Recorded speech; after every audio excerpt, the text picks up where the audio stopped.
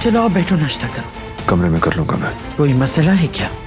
नागिन हमारे दुश्मन की बेटी है, याद नहीं इसे? लगता है सच्चाई भूल गया है ये।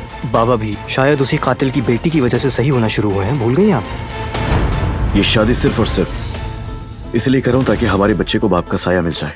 ये उम्मीद ना रखना कि मैं अच्छा शौहर बनूंगा, और ना ही शौहर होने का फर्ज निभाऊंगा भी। और हाँ, मेरे मामलात में मुदाखलत करने का सोचना भी मत। दुल्हन बेगम ने एक फ्रेम दरवाजे की तरफ फेंका। इतने गुस्से में उन्हें कभी नहीं देखा।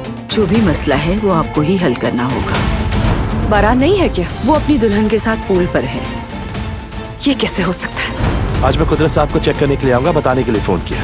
क्या कहा उसने? कुदरत अंकल की फिजियोथेरेपी के बारे में बात कर रहे थे। इसके लिए वो मुझे भी फोन कर सकते थे। तुम लोग झगड़ा कर रहे थे क्या?